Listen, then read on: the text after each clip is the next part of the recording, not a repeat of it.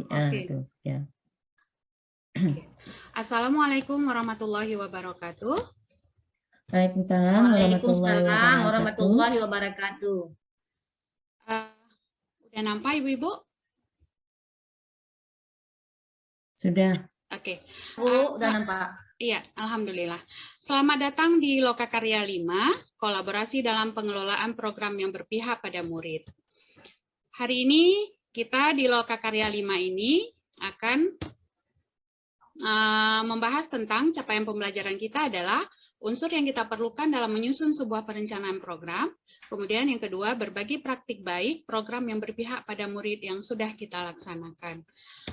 Untuk timeline kita, untuk schedule kita hari ini, 10 menit untuk keseluruhannya, kemudian 2 menit untuk pembukaan, 6 menit untuk kegiatan inti, dan 2 menit untuk refleksi serta umpan balik dan penutup untuk kita semua.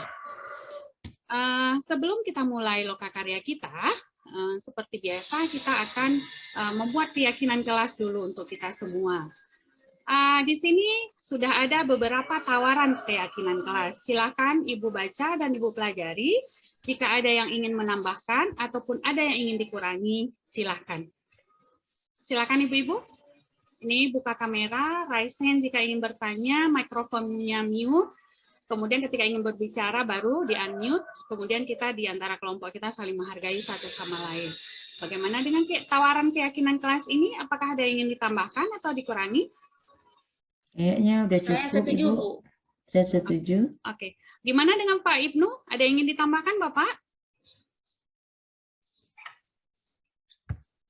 Nggak ada ya? Iya. Iya, Pak? Saya rasa udah ya, buka kamera, raise hand udah. Mikrofon saling menghargai. Oke, Bu. Oke, terima kasih. Berarti kita kita buat ini sebagai keyakinan kelas kita selama 10 menit yang akan datang. Oke, selanjutnya kita masuki ke pertanyaan pemantik kita hari ini. Nah, untuk pertanyaan pemantik kita hari ini, yang pertama adalah unsur apa sajakah yang kita perlukan dalam menyusun sebuah perencanaan program. Jadi sebelum kita membuat sebuah perencanaan program, unsur-unsur apa aja yang harus kita muat dalam perencanaan program kita. Untuk ini, saya akan meminta Bapak Ibu untuk menuliskan jawabannya di Jamboard kita. Untuk Jamboardnya, silahkan lihat di atau buat di chat juga boleh. Kalau ada yang mau buat di Jamboard boleh, mau buat di kolom chat juga boleh. Silakan Bapak Ibu.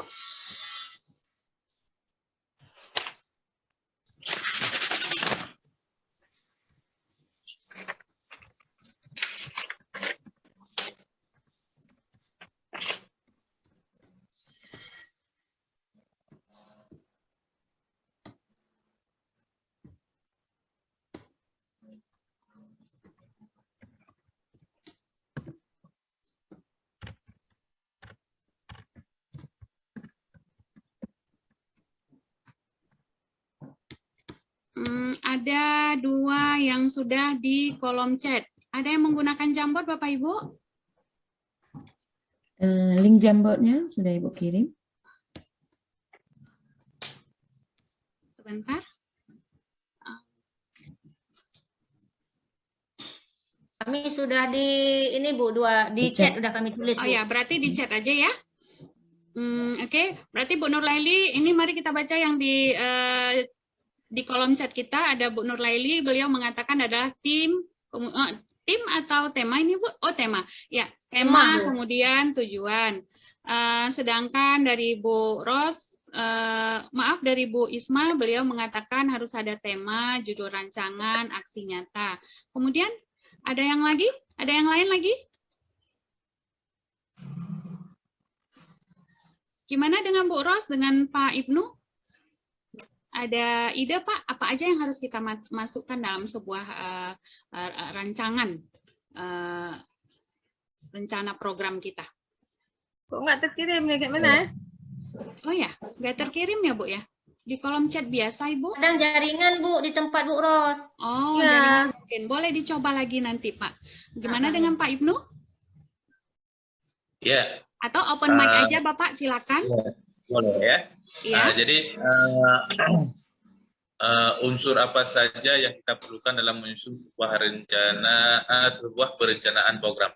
Ya. Seperti kita ketahui bahwa semua program yang ingin kita lakukan, kita laksanakan di sekolah, tentu Ya. kita berbasis kepada membuat program yang nantinya berpihak kepada siswa atau kepada murid. Iya. Nah, oleh karena itu, jadi unsur yang perlu sekali kita tekan di dalam program yang akan kita buat adalah kita harus memperhatikan apakah program ini berpihak atau menyenangkan siswa-siswa kita. Itu saja, Bu. Iya. Terima kasih, Bapak. Jadi berdasarkan pendapat dari teman-teman belajar tadi, ada yang mengatakan, Pak Ibnu mengatakan bahwasanya dalam membuat sebuah perencanaan program, unsur yang paling utama adalah program yang kita buat itu harus berpihak pada murid. Kemudian ada Bu Isma yang mengatakan aksi nyata, tema, kemudian judul. Bu Nurlaili juga sudah sempat berbagi bahwasanya unsur yang paling penting dalam sebuah perencanaan program itu adalah tema, kemudian juga judul. Oke, kepada Bu Rosmanidar silakan dicoba lagi nanti, Bu ya. Semangat Ibu. Ya, oke. Terima kasih kepada teman-teman. Selanjutnya kita masuki ke dalam pertanyaan kita yang selanjutnya. Nah, pada kesempatan kali ini saya akan meminta Bapak Ibu untuk berbagi kepada kita semua tentang praktik baik. Apa sajakah yang berpihak pada murid yang sudah pernah Bapak Ibu terapkan di sekolah masing-masing. Boleh untuk resen dulu yang mau berbagi, silakan. Ada yang mau berbagi? Praktik baik yang berpihak pada murid. Saya yakin pastinya Bapak Ibu sudah banyak sekali menerapkan praktik baik di sekolah Bapak Ibu masing-masing. Hari ini adalah kita berbagi. Mana tahu nanti bisa diadopsi sama teman-teman belajar yang lain. Ada yang mau? Silakan. Bapak Ibu, boleh raise hand dulu? Iya, Bu Isma. Bu Isma, Pak Ibnu, terima kasih sudah mengangkat tangan. Ya, saya berikan kesempatan pertama kepada Bu Isma. Silakan Ibu. Terima kasih Ibu atas kesempatannya. Saya ingin berbagi praktik dalam bentuk yang dikatakan sebuah program, tapi saya hanya program kecil Ibu. Di dalam praktik baik itu di dalam kelas biasanya kita sebelum mengajarkan suatu judul materi untuk masuk dalam pelajaran, kita selalu membuat satu program, yaitu kalau di kelas itu namanya program RPP. Di situ kita menentukan tema materi, judul pelajaran apa yang akan kita buat dengan siswa, kemudian rancangannya seperti RPP, kemudian aksi nyatanya. Aksi nyatanya itulah proses kita dengan siswa, proses pembelajaran kita dengan siswa, dan dampaknya ke siswa. Itu saja Ibu kalau menurut saya. Iya, terima kasih kepada Bu Isma yang sudah berbagi praktik baik yang sudah dilakukan di sekolah Bu Isma, yaitu dengan membuat RPP yang jelas, kemudian RPP-nya itu harus sesuai dengan aksi nyatanya, dan kesemuanya itu programnya itu betul-betul berpihak kepada murid. Oke, ada lagi yang berbagi praktik baiknya kepada kita? Pak Ibnu, silakan Bapak. Ya, boleh. Terima kasih Ibu atas kesempatan yang diberikan. Saya coba rencana untuk berbagi di kelas saya itu dengan murid-murid saya adalah bagaimana mereka bisa menciptakan kelas mereka itu kelas yang nyaman, ya, nyaman, bersih, aman.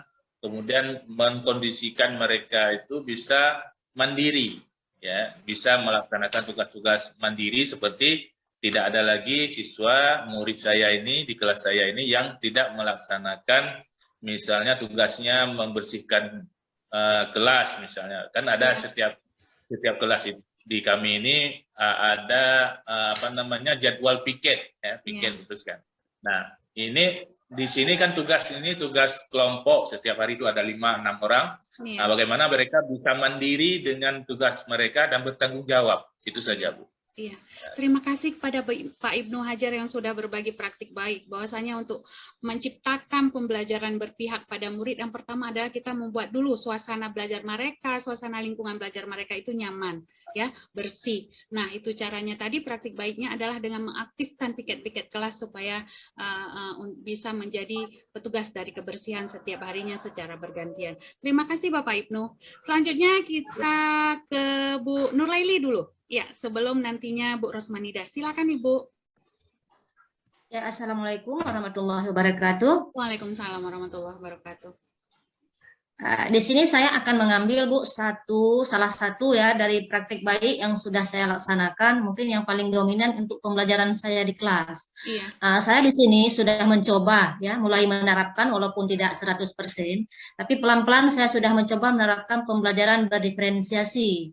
Yang mana di sini ya kebutuhan belajar siswa saya sesuaikan, karena kalau dulu dalam pembelajaran saya itu khususnya seni budaya itu saya selalu menentukan cara siswa saya untuk menyelesaikan tugasnya dengan satu cara, tetapi setelah saya mengetahui apa itu diferensiasi dan pembelajarannya bagaimana, jadi sekarang saya sudah memetakan kebutuhan siswa saya dan memberikan kebebasan kepada mereka untuk menyelesaikan tugas, tapi dengan catatan juga tidak keluar dari lingkup pembelajaran yang kita inginkan. Seperti itu, Ibu. Assalamualaikum. Ya. Waalaikumsalam warahmatullahi wabarakatuh. Terima kasih kepada Bu Nurlaili yang sudah menerapkan pembelajaran berdiferensiasi. Ya, itu merupakan salah satu praktik baik yang bisa memenuhi kebutuhan belajar siswa sesuai dengan bakat dan minatnya. Terima kasih Ibu, tetap semangat dalam menjalankan praktik baiknya. Selanjutnya kita mau mendengarkan cerita dari Bu Rosmanida tentang praktik baik. Silakan Ibu. Terima kasih atas kesempatan yang diberikan pada praktik baik yang sudah saya laksanakan di sekolah. Yang pertama, seperti teman-teman lainnya, itu kita membuat kesepakatan kelas. Kemudian itu kami sebelum memulai pembelajaran itu diawali dengan pembentukan karakter yang selalu kami ulang-ulang setiap hari. Jujur, tanggung jawab, disiplin, kerjasama, adil, peduli itu diulang sebanyak 3 kali dengan menggunakan gerakan. Kemudian praktik baik lainnya seperti tadi, kesepakatan kelas itu kita laksanakan dan kami buat kewajiban untuk ada literasi di dalam kelas. Demikian praktik baik di sekolah saya. Ya, terima kasih Bu Rosmanida tentang praktik baiknya yang sudah dibagikan kepada kita, yaitu tentang pembuatan dari kesepakatan kelas, kemudian menjalankannya, dan juga kegiatan literasinya. Nah, selanjutnya kita masuki ke tantangan belajar kita. Untuk tantangan belajar kita yang akan datang, di sini adalah Bapak Ibu akan merancang sebuah program yang berpihak pada murid. Jadi program-program yang sudah Bapak Ibu jalankan tadi, Ibu rancang dengan membuat sebuah rancangan yang berpihak kepada murid. Selanjutnya, ini akan kita gunakan pada lokakarya ke-6 nanti. Ya, itulah tantangan belajar untuk kita yang akan datang. Sebelum kita tutup lokakarya kita hari ini, adakah yang ingin bertanya dulu? Adakah yang ingin bertanya dulu? Hadir. Ada yang bertanya? Ada yang bertanya? Suara siapa itu? Sudah, Bu, ya? Bapak Ibu? Ya. Iya, dalam rancangan belajar kita itu harus memuat unsur-unsur yang udah kita sebutkan tadi, yang udah kita sepakati tadi, yaitu harus ada judul, rancangan, kemudian tema, aksi nyata. Nah, itu dia. Iya, silakan. Bu Nurlaili atau Pak Ibnu dulu? Silakan. Pak Ibnu ya? Iya, silakan Pak Ibnu. Oke, baik. Jadi dalam kita mengikuti diskusi singkat ini, saya dapat memahami bahwa ketika nanti saya menyusun rencana yang program di sekolah yang berpihak kepada murid, berarti saya harus memperhatikan yang pertama keadaan murid saya atau latar belakang murid saya, bagaimana keinginan mereka dalam belajar, kemudian rencana yang saya susun nanti harus memenuhi kebutuhan mereka. Iya, gitu. betul Bapak, betul Bapak. Iya, ada lain lagi? Ada? Kalau tidak ada, kita berarti kepada refleksi, kita masuk kepada refleksi. Ada yang berbagi tentang refleksi kita hari ini, apa yang Bapak Ibu rasakan tentang lokakarya kita hari ini? Silakan. Ya, oke. Apa itu maksudnya, Pak? Bagus? Ya, alhamdulillah. Ya, silakan Bapak. Waktunya sudah 10 menit. Oh iya, oke. Jadi itu saja untuk lokakarya kita hari ini. Saya mohon maaf jika ada kekurangan. Kita jumpa lagi di lokakarya ke-6. Wassalamualaikum warahmatullahi wabarakatuh.